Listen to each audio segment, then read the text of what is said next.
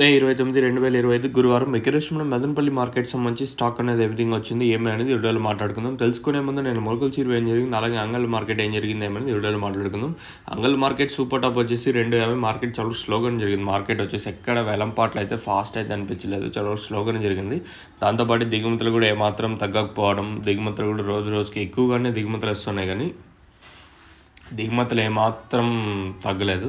మన అంగళ్ళు మార్కెట్ కానివ్వండి, అలాగే మొలకల చెరువు, మదనపల్లి. ఈరోజు మదనపల్లి స్టాక్ విషయం మాట్లాడుకుందాము. సో మనం ముందుగా స్టార్టింగ్ మండీ లైన్లో మాట్లాడుకుంటే దిగుమతులు పెద్దగా మార్పు అయితే లేదు, ఇంచుమించు నేట్లాగే స్టాక్ అవుతుంది. అలాగే ఆపక్ మండీ లైన్లో ప్రస్తుతానికి అయితే ఒక 5% తగ్గింది, కానీ